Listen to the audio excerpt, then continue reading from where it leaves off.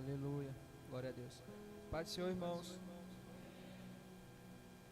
para mim é uma honra poder estar aqui nessa noite ministrando a palavra à igreja.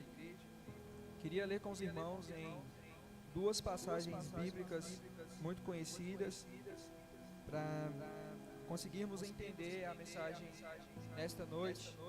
A primeira se encontra em Lucas, capítulo 5, versículo 5.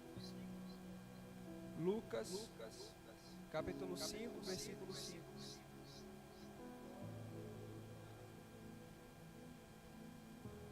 Quem encontrou? Amém? Diz assim: e respondendo Simão disse-lhe: Mestre, nós trabalhamos a noite toda e nada apanhamos, porém, por meio da tua palavra eu lançarei a rede. Segundo texto fica em 1 Coríntios,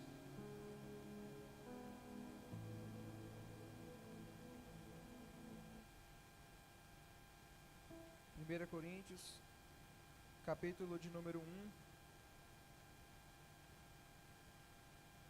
versículo 18. Primeira carta do apóstolo Paulo aos Coríntios, capítulo 1, versículo 18. Amém? Paulo escreveu dizendo assim: porque a pregação da cruz é loucura para os que perecem, mas para nós que somos salvos é o poder de Deus. Amém? Os irmãos podem sentar. Primeiramente queria agradecer a Deus por essa oportunidade, agradecer ao irmão Deus que me fez o convite para ministrar aqui a palavra do Senhor essa noite. Pregar a palavra é uma responsabilidade muito grande. Neste mês eu ministrei 7 palestras em lugares diferentes, palestras voltadas à questão educacional e do meu trabalho como psicólogo. Mas estar aqui nessa noite e pregar o Evangelho do Senhor é de uma responsabilidade totalmente diferente. É de um compromisso que nos faz buscar ao Senhor de uma forma ainda mais intensa. Queria compartilhar com os irmãos de forma breve essa palavra que eu vou ministrar aqui essa noite. O Senhor, Ele tocou no meu coração no momento da campanha da leitura bíblica. Eu e minha esposa, nós temos o costume de fazer a leitura à noite, antes de dormir. E um dia, meditando em um determinado texto, o Senhor, Ele falou tão forte ao meu coração que eu não consegui nem dormir. E eu fiquei acordado e meditando, quando eu vi já era 2 horas da manhã. Porque este Evangelho é o poder de Deus. Irmãos, quando eu tinha de 13 para 14 anos de idade, eu comecei a pregar na igreja, na minha igreja local, de 13 para 14 anos de idade. E quando eu fiz 17 anos, eu tentei me aventurar a seguir a minha vida da forma como eu achava que seria melhor para mim. E aí eu saí da casa do meu pai, que foi onde eu encontrei com o Senhor Jesus, e quis voltar a morar com a minha avó em Minas Gerais. E quando eu voltei para lá, com aquela expectativa, com aquele pensamento no coração: eu vou para lá porque lá vai ter uma faculdade boa, eu vou para lá porque lá vai ter um emprego bom, eu vou para lá porque eu vou ter todas as coisas mais fáceis para conseguir alcançar o sucesso para a minha carreira. 17 anos de idade. Tudo o que eu planejei caiu por terra. Não fiquei lá nem 3 meses e tive que retornar. Isso acabou causando em mim um sentimento de frustração tão grande, que eu acabei entrando em uma crise existencial. E eu comecei a questionar a Deus o porquê que eu estava aqui neste mundo, o porquê que eu vim até aqui, esta terra. Eu comecei a questionar a Deus o porquê que Ele me criou, qual é o meu propósito, qual é o meu sentido de vida. E comecei a questionar a Deus, sendo que eu pregava a palavra de Deus. Eu comecei a questionar o Deus que eu pregava, irmãos. E o meu pai, coitado, dentro de casa comigo, ficou todo preocupado. O que aconteceu com o meu filho? O que aconteceu com ele que está desse jeito? O que aconteceu com a mente dele que está mudada? O que aconteceu com ele? Até que um dia, fazendo um papel de menino, eu entrei para dentro do meu quarto, fechei a porta, ajoelhei na minha cama e falei: Senhor, eu não vou sair deste quarto até o Senhor falar comigo. E eu comecei a orar, e comecei a orar, e comecei a orar. E Senhor, fala comigo, Senhor, fala comigo. Sabe o que aconteceu? Nada. Absolutamente nada. E eu sei que esse testemunho iria ficar lindo se eu chegasse aqui e falasse: se o Senhor extravasou no meu coração uma palavra poderosa, olha que testemunho lindo. Mas não aconteceu nada. A única coisa que eu comecei a sentir dentro do meu coração foi um constrangimento tão grande, irmãos. Eu comecei a me sentir tão constrangido, mas tão constrangido. Eu fiquei: meu Deus, a que ponto que eu cheguei a colocar Deus na parede? Quem sou eu, um mero mortal? Quem sou eu, um pecador, querendo colocar o Senhor, o Deus que fez os céus, o Deus que fez a terra, contra a parede? Eu querendo colocar o Deus do universo contra a parede. Quem sou eu? E aquele momento, o constrangimento foi tão grande que a única coisa que eu conseguia fazer era chorar.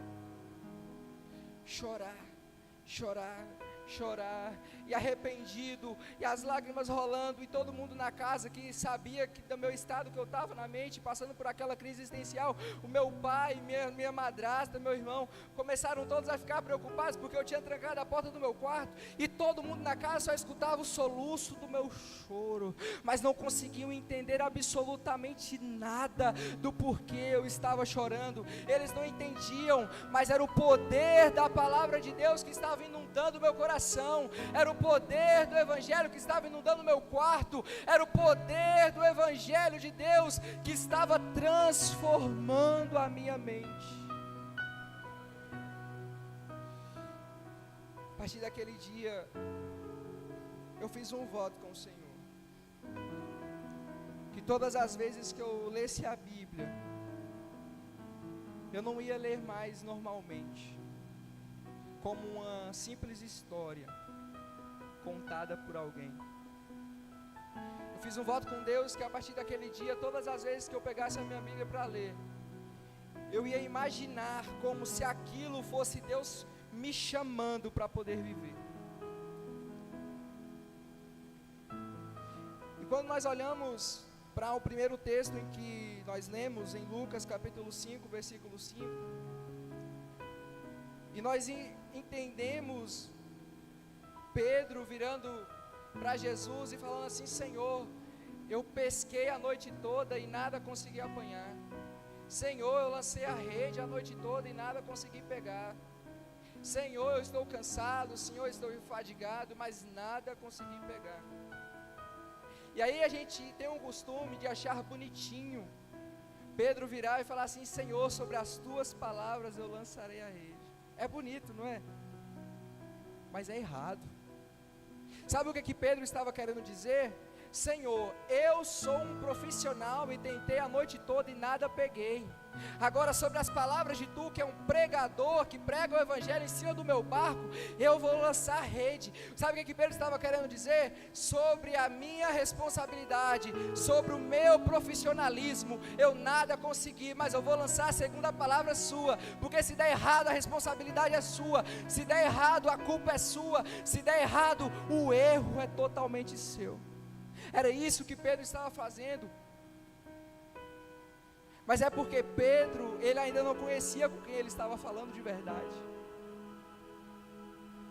Aqui neste momento, o que Pedro estava fazendo era exatamente a mesma coisa que eu fiz no meu quarto. Pedro estava colocando Jesus contra a parede.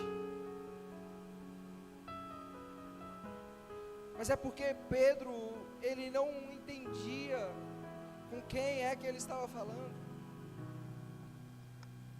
E olhando para nós, olhando para este texto, é fácil julgar Pedro. É fácil olhar para Pedro e falar assim: Pedro era um incrédulo. É fácil olhar para Pedro e falar assim: Pedro, ele era um homem sem fé. Da mesma forma como é fácil nós olharmos para o tempo de Noé e ver Noé pregando que iria cair um dilúvio para poder matar a todos, e nós olharmos para aquele cenário e falar assim: nossa, mas que povo incrédulo e não acreditou na mensagem de Noé.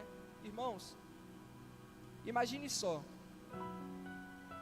nunca ter chovido na terra, nunca ter caído sequer uma gota de sereno,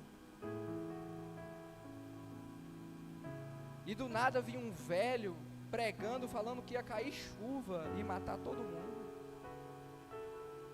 Quem de nós iria acreditar naquele homem? É fácil julgar aquele povo porque nós não estávamos na pele dele, ouvindo um velho falando que iria chover. Até que choveu. Era loucura para os irmãos de José, que ficavam ouvindo lorota de um garoto mimado pelo pai, que tinha o que queria, dizendo sonhar com o sol, com a lua e as estrelas se curvando sobre ele. É loucura, irmãos, ouvir um garoto falando essas bobagens, e nós julgamos os irmãos de José. É loucura para Faraó ter que ouvir um filho de escravo chamado Moisés ficar pedindo a liberdade de todos os seus escravos, em troca de um Deus desconhecido não lançar pragas sobre eles, e ter que ver abrindo o mar, engolindo seus valentes soldados. Loucura, irmãos. Era para os 10 vigias que viram os gigantes na terra de Canaã, e ouvindo 2 lunáticos falando que a terra, além de habitável por eles, ainda conseguiriam derrotar os gigantes com o seu pequeno exército. Loucura, irmãos, era para 31.700 soldados que foram dispensados por Gideão, sendo que iriam lutar contra um forte exército midianita, e o pior, ver ficando apenas com 300 para poder lutar uma guerra. Isso é loucura. O Evangelho de Deus não se cabe, não se mede na nossa medida, não cabe na nossa caixinha. O Evangelho de Deus não cabe na nossa racionalidade, é uma fé sobrenatural. Para poder viver este Evangelho, que é loucura para os que perecem, nós precisamos experimentar do sobrenatural de Deus. E Pedro, irmãos, ele não sabia, mas quem estava diante dele era o mesmo Deus que fez José se tornar governador no meio de um povo pagão e perdido. Pedro não sabia, mas com quem ele estava dialogando era o mesmo que fez cair chuva dos céus e matar com toda a humanidade. Pedro não sabia o poder que havia nas palavras de Jesus, porque ele não sabia com quem é que ele estava conversando. Ele achava que era somente mais um pregador qualquer. Ele achava que era somente mais um louco que havia se levantado no deserto para poder pregar. Ele achava que era só mais um, igual João Batista, comedor de gafanhoto, que tinha se levantado para poder levar uma mensagem de confronto à humanidade. Pedro, ele não sabia, mas ele estava diante do mesmo Deus que fez cair as 10 pragas sobre o Egito. Pedro, ele não sabia, irmãos, mas ele estava diante do mesmo Deus que fez Josué e Caleb derrotar todo um exército de gigantes e adentrar na terra prometida. Pedro, ele não sabia, mas quem estava diante dele era o mesmo Deus que deixou para trás 22.000 homens medrosos e covardes. mais 9.700 despreparados, e venceu uma guerra com somente 300 homens, que nem soldados eram. Agora, o interessante da história de Pedro é que ele não sabia com quem ele estava conversando, mas no momento em que ele lança a rede, e agora ele vê as redes rasgando, o alimento que trazia o sustento para Pedro não servia somente para Pedro. Pedro, ele vê as redes rasgando, o barco começando a afundar, e ele grita e pede: venham me ajudar, venham pegar peixe para vocês também. O alimento que o Senhor me dá, irmãos, não é só para mim. O alimento que o Senhor me dá vai alimentar a geração lá fora que também está com fome. O alimento que o Senhor me dá é para alimentar os perdidos, os pecadores que estão lá fora e que não conhecem o poder do Evangelho de Jesus Cristo.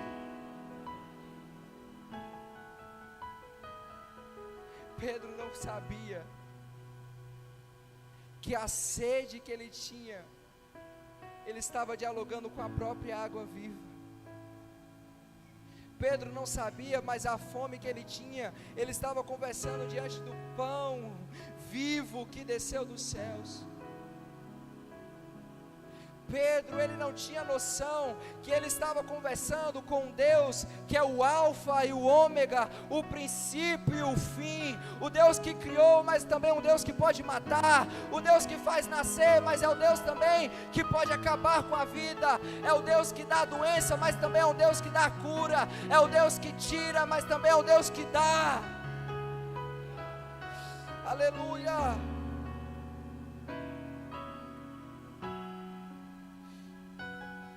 Jesus. Quando Pedro, ele viu as redes se rasgando, o tanto de peixe em plena luz do dia afundando o barco, o olhar e o sorriso de Jesus simples e humilde, ele passou a ter certeza do poder da palavra de Deus. E é normal, irmãos, é normal diante da nossa humanidade, muitas das vezes nós duvidarmos diante de palavras proféticas que recebemos. Infelizmente, é normal diante da carnalidade que nós temos e somos, nós duvidarmos das promessas que nós ouvimos Deus fazendo para nós. Infelizmente, é normal nós não acreditarmos naquilo que Deus colocou em nosso coração, na visão que Deus nos entregou. Infelizmente, é normal, até que o milagre se cumpre na nossa vida, até que a visão que Deus nos deu, ela se cumpre e nós vemos, até que as promessas que pareciam loucura começam a cumprir na nossa vida, e nós começamos a experimentar deste evangelho puro, simples, humilde, mas transformador. E isso, irmãos, nós não vamos encontrar em teoria de homem algum, nós só encontramos nesta palavra, que é o poder de Deus, que cura, que liberta, que batiza com o Espírito Santo, e que nos deu a promessa de que Ele voltará. Em João 14, é um dos textos que eu mais amo, porque é a principal promessa que Jesus nos fez. Talvez individualmente para você, Deus pode ter te prometido um carro. Amém. Talvez individualmente para você, na sua situação, Deus pode te prometido uma cura. Amém. Talvez, irmãos, individualmente para você, Deus te prometeu uma faculdade, uma casa, uma família. Amém. São bênçãos. Mas quando nós lemos João 14, e Jesus, ele vira aos seus discípulos e diz: não se turbe o vosso coração, crede em Deus e também em mim. na casa de meu pai há muitas moradas, se assim não fosse eu não vos teria dito, pois vou vos preparar lugar, para que onde eu estiver, estejais vós também, porque eu quero que onde eu estiver, vós também estejam. Não existe, irmãos, promessa maior do que essa. O Senhor está nos preparando lugar, uma morada que o homem não toma, uma riqueza que o homem não tira, uma bênção que o ladrão não tem como pegar. É a bênção da morada celestial que o Senhor está preparando para nós. E isso, irmãos, pode parecer loucura para o mundo. E isso, irmãos, pode parecer loucura para os ímpios. E isso, irmãos, pode parecer loucura para a sua própria família, para os teus amigos, para os teus colegas. Isso talvez pode parecer loucura até mesmo para você.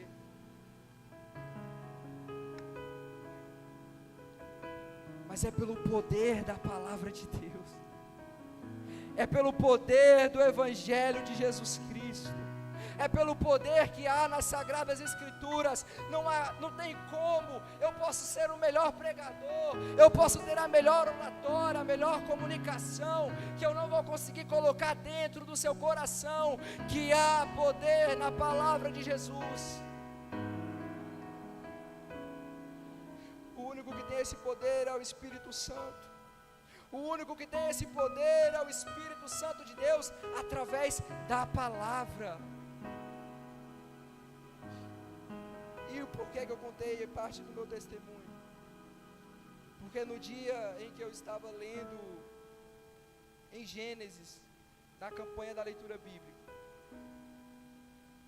eu li que Deus, ele revelou a Abraão coisas que iria fazer com Abraão, coisas futuras. Mas só que Deus foi ainda mais além, irmãos. Deus chega para Abraão e fala assim: Abraão, 3 gerações depois de você serão escravizados por 400 anos. Irmãos, quando eu li aquilo, meu coração incendiou de uma maneira tão profunda. Porque uma coisa é Deus revelar as promessas dele para nós, mas outra coisa é Deus revelar as promessas dele para geração futura, para gerações futuras.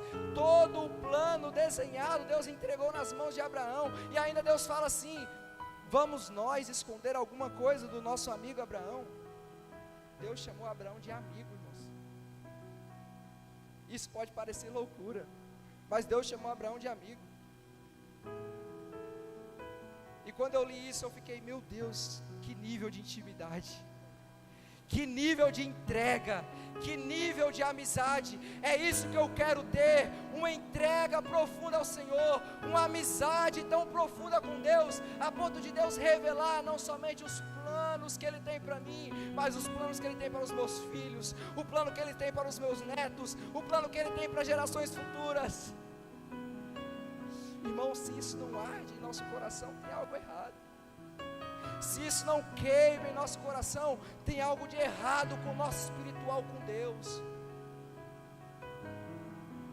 Se essa palavra de Deus não arde em nós, irmãos, tem algo de errado e nós precisamos nos preocupar. Eu quero experimentar deste poder, que é loucura para os que perecem. Eu quero experimentar deste poder, que é loucura para os que perecem. Porque foi através da loucura deles, por não acreditarem na palavra, que João, entrando no templo para poder orar, e o mendigo indo até ele pedir uma moeda, uma esmola, ele falou: eu não tenho prata, eu não tenho ouro, mas o que eu tenho eu te dou, levanta-te. É essa loucura, irmãos, que eu quero ter, a ponto de falar para um aleijado: levanta, a ponto de apontar o dedo para o cego e falar: começa a enxergar. É essa loucura, irmãos, que eu quero ter, a ponto de colocar a mão na cabeça do endemoniado e falar: todos os demônios saem, em nome do Senhor Jesus Cristo, e os demônios saírem. esta loucura, irmãos, que eu quero ter. Pedro, irmãos, para finalizar, Pedro, ele não sabia, porque ele ainda estava no primeiro contato com o mestre. Mas a palavra de Jesus tinha tanto poder, a ponto de virar para Lázaro morto e falar: Lázaro, sai para fora. A ponto de entrar na casa de uma menina que já havia sido dada como morta e falar: Talita cumi, levanta-te. Ela não está morta, ela está apenas dormindo. É este o poder da palavra, e que muitas das vezes parece que nós nos acostumamos. Parece que nós nos acostumamos de vir a um culto e ouvir a palavra, mas não, irmãos, é um poder que transforma a nossa mente, mas também deve impactar as vidas que estão ao nosso redor. Convido os irmãos a ficar de pé.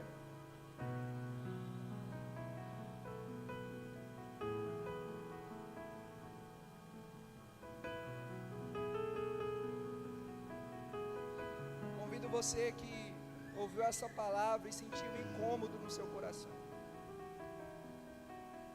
Feche os teus olhos. Coloque a sua mão direita no seu coração. E fale com o Senhor Jesus que você não quer mais manter-se da mesma forma. Muitas das vezes incrédulo com as promessas que o Senhor fez para você. Muitas das vezes incrédulo com aquilo que o Senhor já decretou sobre a sua vida. Comece a orar, comece a falar com o Senhor, pedindo a Ele um pouquinho mais de fé sobrenatural. Jesus,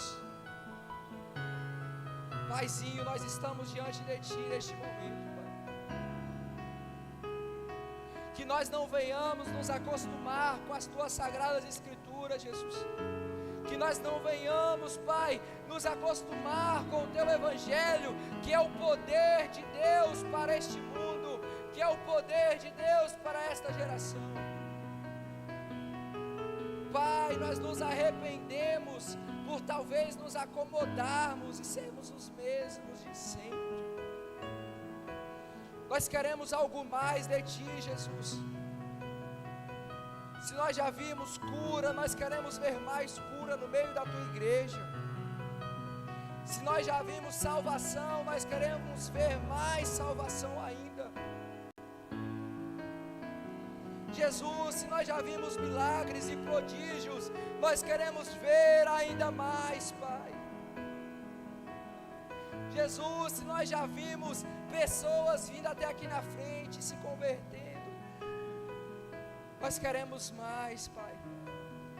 Nós queremos mais, Jesus. Faça de nós loucos por este Evangelho, loucos por esta palavra, loucos, Jesus, para nos alimentarmos ainda mais de Ti. Espírito Santo, nós Te pedimos, fica conosco, nos lembre do poder que há na Tua palavra. Em nome do Senhor Jesus, Pai. Em nome do Senhor Jesus. Amém.